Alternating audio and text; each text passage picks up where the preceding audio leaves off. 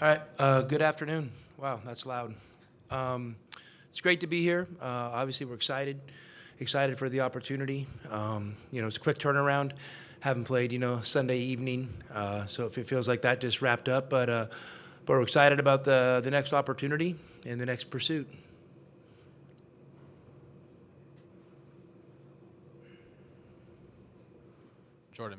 Jordan Mendoza, USA Today. A little off topic right here, but I saw during the broadcast that they're talking about your aspiring DJ career. Nice.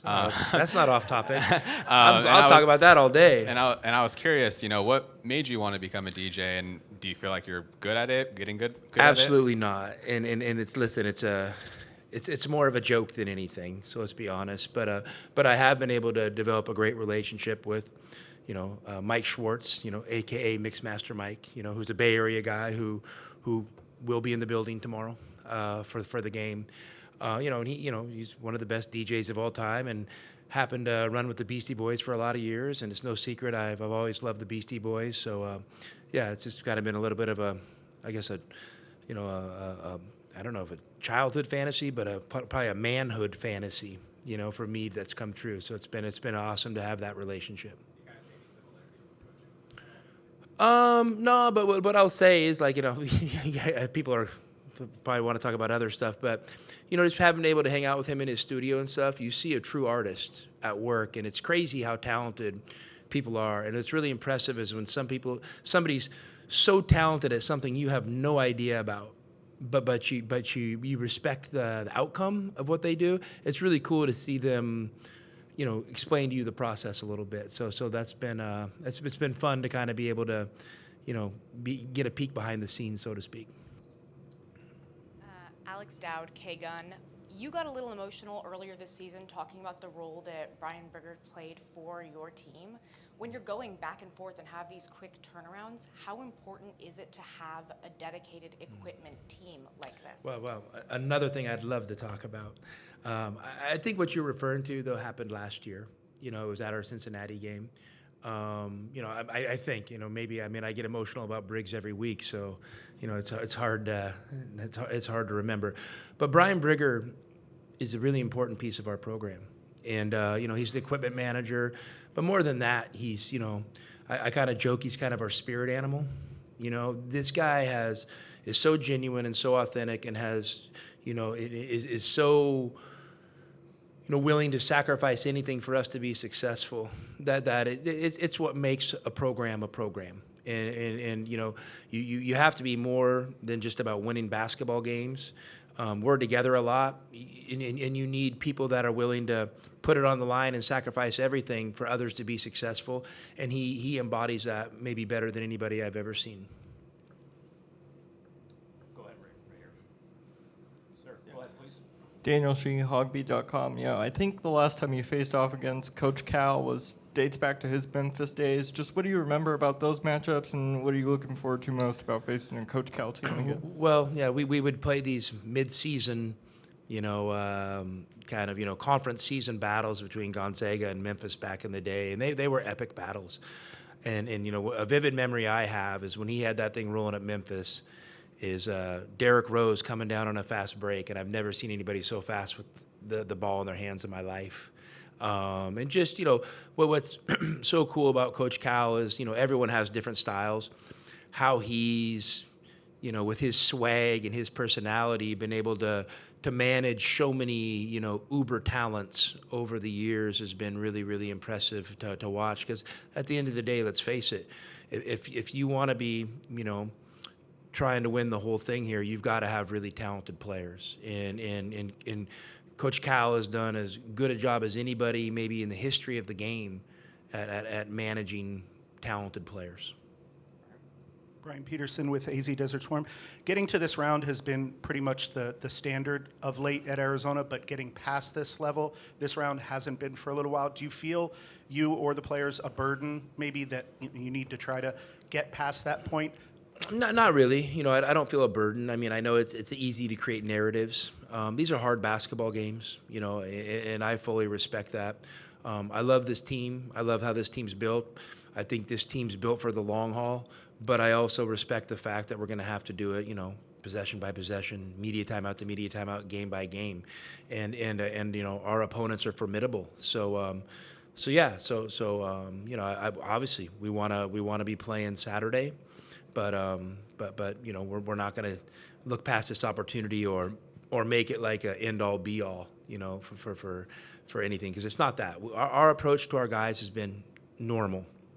Let's just treat this as normal. You know, like we're playing on 3 days rest instead of 4 days rest. Well, we did that in the Big 12. So, you know, let's just treat this as normal and let's not make it bigger than it really is. San Jose Mercury News. A lot of young players that are going to marquee this matchup. What does it say about both programs that, you know, there are so many young freshmen that are cornerstones of both teams? You know, I think it's, you know, Coach Cal, obviously, I just mentioned, is probably as good as anybody at, you know, recruiting and coaching young players, you know, and obviously, you know, Coach K at Duke did a great job. John's doing a great job of that now. And I just think that Arizona's another destination for some of these top young players. You know, our program's probably not a perfect fit for everybody, but for the right guys, it's a special place. And I think what it says is, you know, if you have coaches that are you know, confident in the culture of their program, it doesn't matter what year you are in school to be able to be a significant contributor. And I know, you know, when the way our freshmen play, I mean, people remind me all the time, like, did you realize your 3 freshmen were the leading scorer last game? No, I didn't realize that, but I also don't, you know, when I'm writing up lineup cards and whatever game plans, I don't write freshmen next to their name either. I just know they're really good basketball players. Hey, Coach. John Macaluso with News 4 Tucson. I have a story for you, and then I'm hoping to get your response. So the last time Arizona played Arkansas was back in 1994 on April 2nd. At that game, Wilbur was tackled by Tusk, the mascot with Arkansas, and he actually blew out his ACL.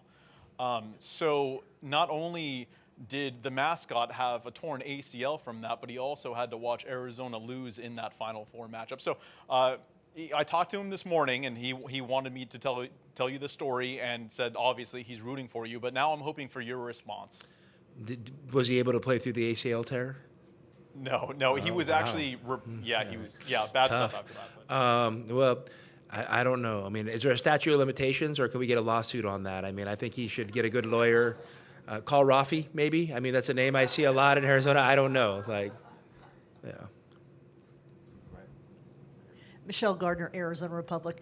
We've talked about the freshmen quite a bit over the course of the year.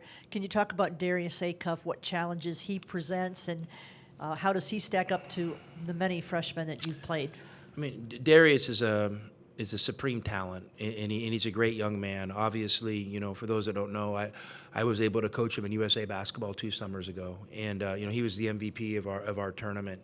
And you know, Darius is a serious guy. You know, he doesn't always say a lot. He probably, you know, I was only around him for like three and a half weeks or something, so I'm sure there's, you know, more to him than I saw. But what I know is he's a supreme competitor, and I know that's the guy that's not afraid of the moment, and he has the ability to kind of quote unquote get the eye of the tiger. He has that ability and that mentality to kind of rise up his game, you know, based on the importance of the game. And so I'm sure we're going to get a great effort out of Darius tomorrow. And you know, I even reached out to him, you know, previous to last summer, and I was trying to make a pitch for him to come back and play, you know, for us for the U19s, but he had other plans, and good for him. He's, you know, I'm glad he, you know, maybe he's had a really good season. You know, maybe I don't know if he got some of the early accolades some of these other freshmen got. But, you know, like I've always said, who cares about early accolades? Because I know he's getting them now, and they're well-deserved, and he's put himself in position to have an incredible opportunity to have a great career. Josh Dubois with Associated Press. Do you have to coach differently when you have a team, when you're relying on so many freshmen as opposed to when you have a veteran team, or is it Nope. pretty much the same? No, I mean, to me, it's the same approach, you know. I mean, and guys, we've been doing stuff on the court almost since June. So, you know, we have a lot of time and a lot of experience together. And I mean, maybe there's some things early to get them up to speed or get them the experience you want to have, and you might have to live with some mistakes that allow for growth opportunities, early. But we're at the point now where I think a lot of lessons have been learned. Not that they know it all, not that I know it all, but they're definitely acclimated, seasoned veterans at this point. So we have less than 5 minutes, so make your questions quick, please. We have 3 more. Go 1, 2, and 3. That's it. So go, please. Hey, Tommy. Chris Brown, AZ Cat Sports. Just kind of your overall thoughts on Arkansas. You've talked about Darius and some of the freshmen and talent, but just the scout. They're putting up video game numbers on offense. And obviously they're electric in transition. They have ability to play up top, in lobs and, kind of the vertical spacing stuff as well as anybody. Obviously you got to really take care of the ball against them, to try to, force them to play in the half court. But, what they found in the half court is, Coach Cal's a vet. He knows how to get guys in the right spots and try to find the right matchups.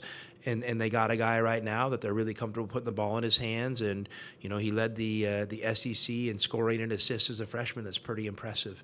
So, they're definitely a tough out. And to me, when you see them pop up, I don't know, what are they, a 4 seed? Something like that. For a team to take second in the SEC and win the SEC tournament, be a 4 seed. Yeah, they probably got an argument there. But hey, let's throw the seeds out the window and let's get after it tomorrow.